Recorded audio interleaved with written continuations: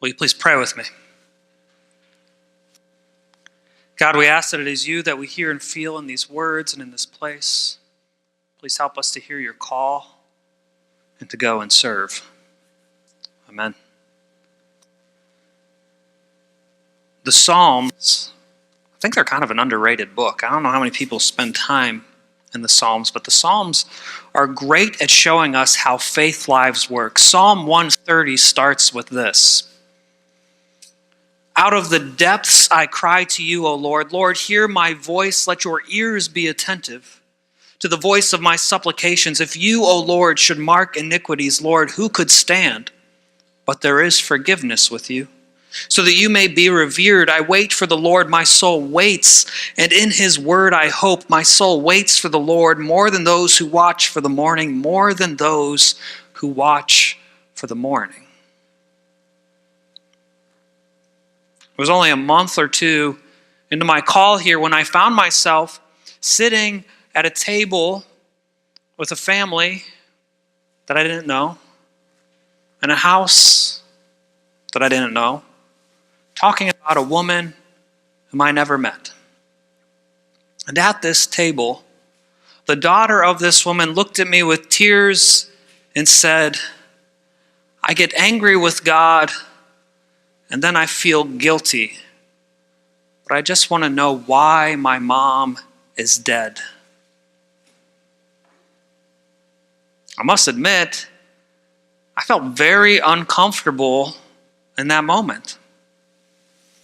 I was thrown into the turmoil of another's grief, sitting there surrounded by family pictures, hearing family stories, experiencing the struggles of faith when faced with death. And I felt a little out of place. But then over the next hour of talking and crying and praying, I started to realize something. The psalmist continues, O Israel, hope in the Lord, for with the Lord there is steadfast love, and with him is great power to redeem. It is he who will redeem Israel from all its iniquities. I started to realize something in that moment.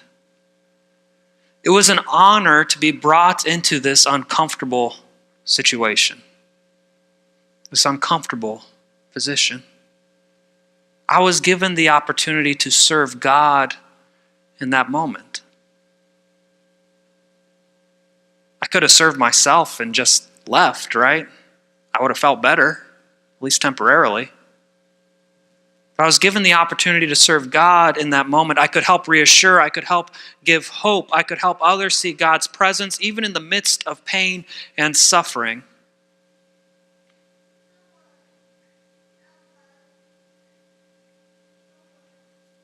And yet, every time a person dies and I get invited into that space of grief and pain, I feel blessed now that I'm given that chance to be able to serve. Years ago, it was only the clergy that could do service in the name of God. If you were called to serve, you worked in or for the church. But then we had a back to the people kind of moment in our history through the Reformation so that all the people could be seen as equal with clergy and access to God. And it's where we get the term that I'm sure you've heard, priesthood of all believers. Have you heard that before? Some of you are nodding your heads. Well, you've heard it now. Priesthood of all believers, meaning that we all have equal access to God. Unfortunately, it seems that churches have kind of moved back to that mentality that if we need something done, the pastor can do it. Kind of like when I'm present at a meeting or a function and it's time to pray, and someone normally kind of sarcastically will say, well, that's what we pay you for. Thankfully, when I offer a chance for other people to pray now, many of you will do that. I think it's great. And in some meetings, I don't have to pray at all anymore because we have someone else open and close because people just want to be able to do that. And I think that's awesome. John Ed says, now, in my humble opinion, the churches that are going to be the most effective in this new century are the churches that do the best job of helping lay persons discover their spiritual gifts and then offer a vehicle through which they can deploy those gifts to do ministry. In other words, the churches that will thrive, not just survive, but will thrive, are those where everyone participates in service, where everyone puts others over their own comfortableness, where everyone seeks God's call over self-preference, where everyone imitates Christ, where everyone imitates Christ. Throughout this study, we've learned how thirsty for God we are. We've learned that through prayer we can quench that thirst and build a foundation for a good relationship with God. We've learned that a relationship with God requires a commitment of presence. And last week we learned that God calls us to give and to give financially in this relationship. But not just give, but to set aside our first gifts, the gifts of the first of all of our blessings, because it all comes from God. And this week, we're going to learn about service. Service is essential to the Christian life. So essential that if you're reading the book, John Ed Mathison compares it to water. Water is essential to life. You can live without food for many days, but you can only live 3 days without water. Water is an absolute necessity for life. Service is essential to Christian life. We cannot call ourselves Christians. We cannot be Christ followers. We can't be people of faith if we don't do service. Our reading from James chapter 2, verses 14 through 17 states, "What good is it, my brothers and sisters, if you say you have faith but do not have works? Can faith save you? If a brother or sister is naked and lacks daily food, and one of you says to them, 'Go in peace, keep warm and eat your fill,' and yet you do not supply their bodily needs, what is the good of that? So faith by itself, if it has no works, is dead." We must partner our works with our faith. We must do service. John Ed writes, "A lifestyle of service gives us credibility with others as true messengers for Christ. When we love other people enough to do things for them without expecting anything in return, they see that what we believe is counter to anything the world has to offer. From there, it's a natural progression to show that God loves us in that same way, completely and unconditionally. The most impressive witnesses are those who first serve in some way, earning the right to be heard when they share the gospel. As it's often been said, preach the gospel at all times, use words when necessary." It's through our actions that people will see our faiths. A couple of weeks ago, we talked about how you might be talking to your neighbor about, you should really come and check out our church, or you might talk to them about faith, but then if you're not coming and they see your car parked in your driveway every Sunday, they're probably going to wonder what kind of faith you have. It's through our actions that people will see our faiths. It's through our actions that people will be introduced to Christ. It is through our actions that people will know the love and forgiveness of God. We can't just commit our finances to God. We have to commit our service too. We are called to imitate Christ, and Christ serves in everything he does. He doesn't just stay in the center of the road. He goes to the margins of society and serves there. He does things that make others feel uncomfortable. If we know we should serve, then we might ask next, where should we serve? I'm just one person. How can I serve in this grand scheme of working towards the kingdom? I'm just one person. Where could I possibly serve in the church that would make a difference? It wasn't too long ago that I was meeting with one of you in the hallway downstairs, when you told me that you feel like God is calling you to more, but you just weren't sure what it would be. Possibly a mission trip, but that seemed like way too much for you to handle. But then unexpectedly, the opportunity came up, and with the deadline quick approaching, Sue asked me what I thought. I knew all too well the struggle of answering a calling, the sacrifices that need to be made, the time commitment that's attached to telling God, "Here I am, Lord. I will go." But my advice was, go. And now Sue not only was blessed in finding a great calling for her, but she's blessed so many others in the way she's witnessed to God here and in Haiti. It wasn't that long ago when we were eating at a picnic right outside over here, when one of you came up to me and said that you were thinking of doing a new ministry here. It involved a skill that churches probably don't utilize enough, couponing.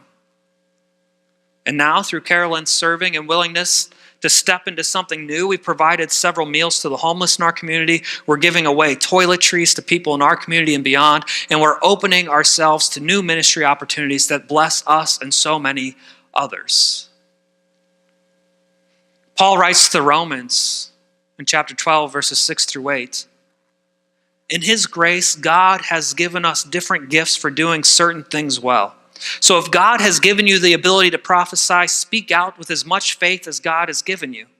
If your gift is serving others, then serve them well. If you're a teacher, teach well.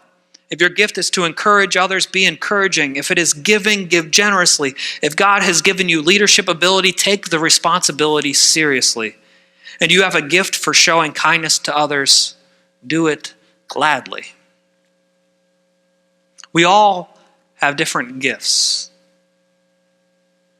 But we need to come together to help discern and pray what our gifts are so that we might all be able to serve God to the best of our abilities. Not everyone can travel to Haiti.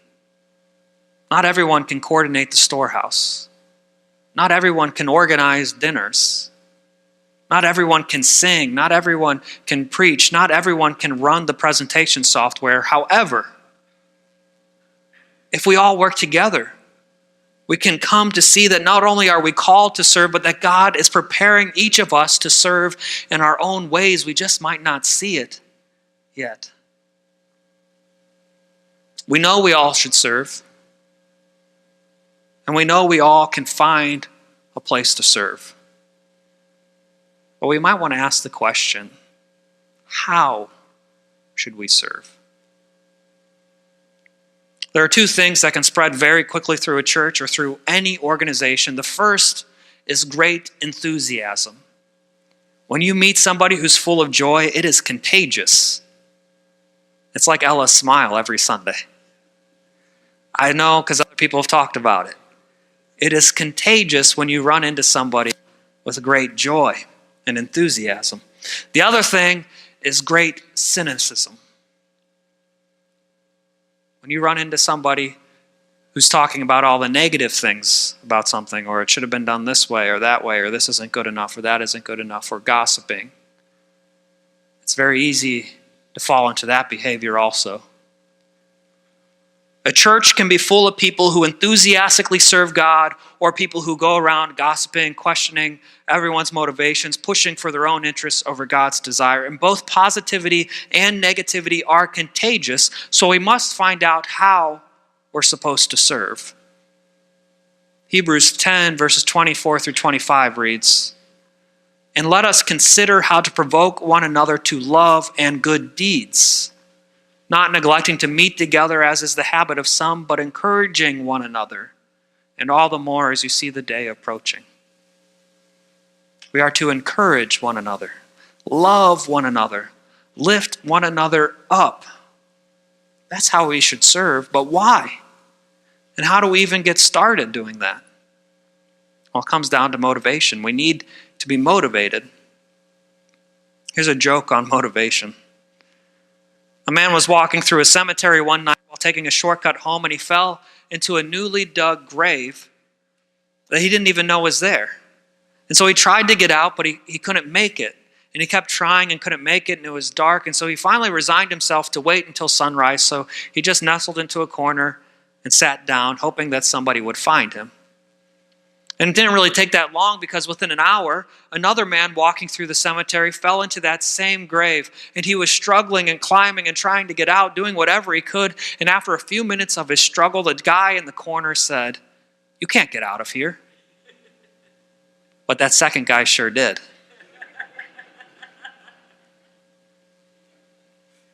I guess we could be scared into love, and some churches might try that tactic to try to scare us into serving.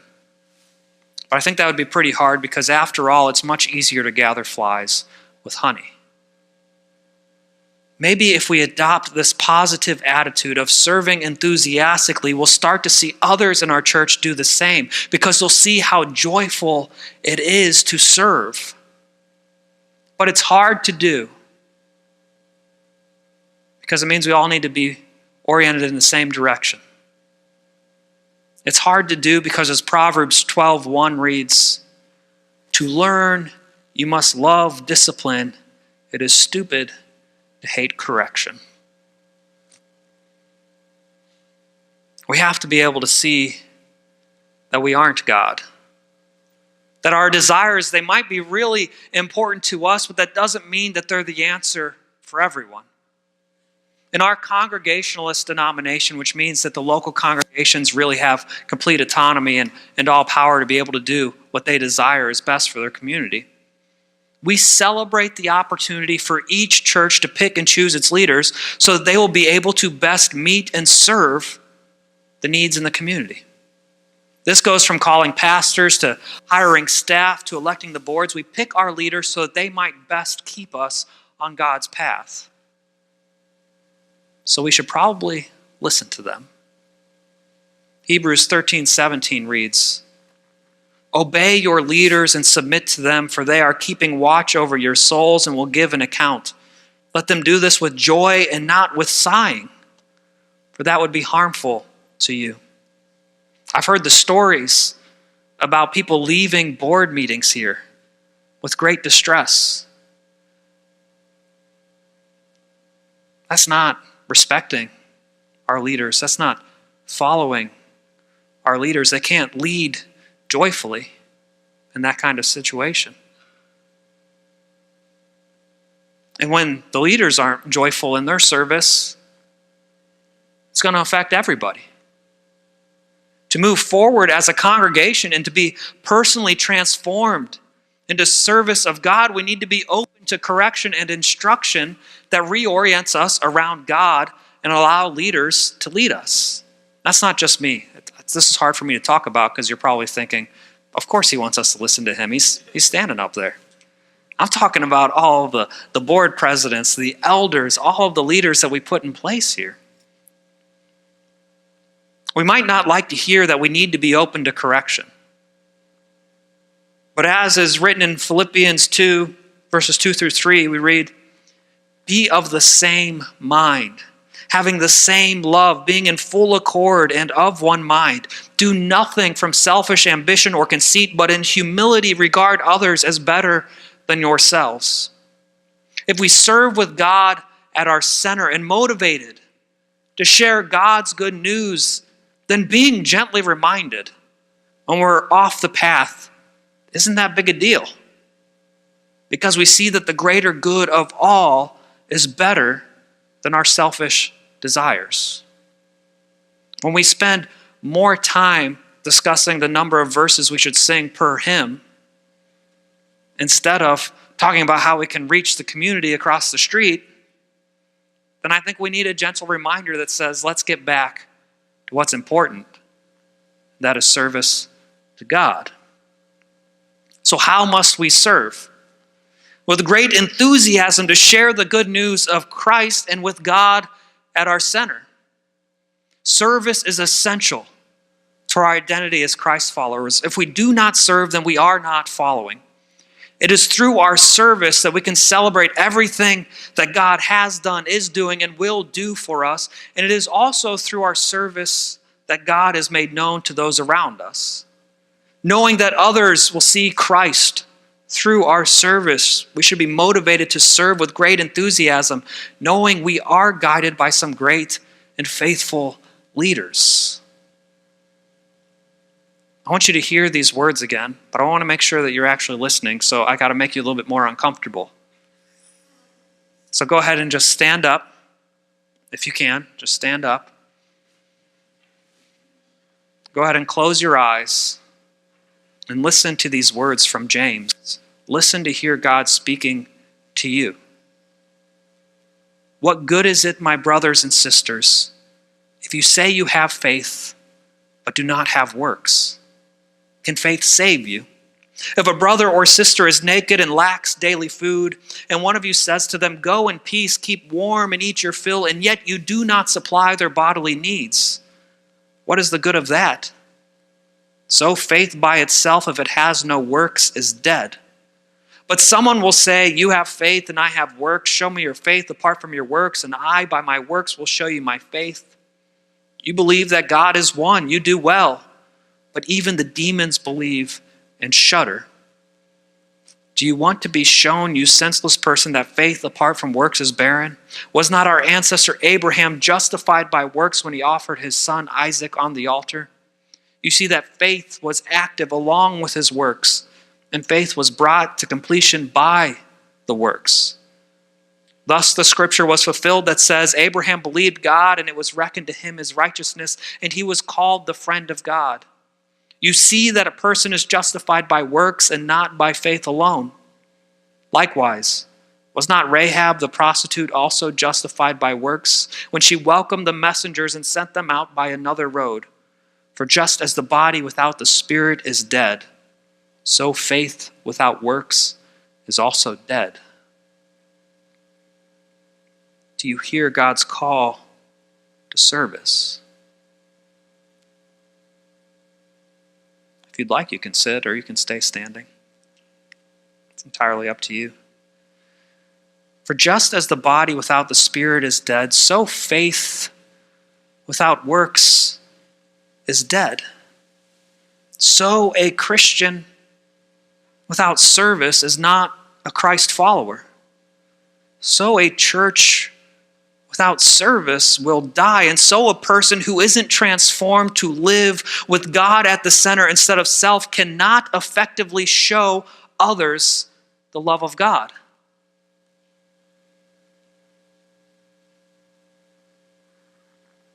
How many of you, when you have a visitor come to your house, offer them a glass of water or any kind of beverage? We're taught that growing up, right? That's the polite thing to do. God is offering us so much more than a glass of water. God is offering us an overabundance of this water of life so that we can offer that glass to every person we meet, and we will never run out of that source. We are called to serve. We've learned how thirsty we are. We've learned how prayer is the first step in quenching that thirst and building a good foundation to a faithful life. We've learned how important it is to commit our presence to God. We've learned how God calls us to give and to give the first of all of our blessings to God in kingdom work. And now we've learned that service is an essential part of our identity.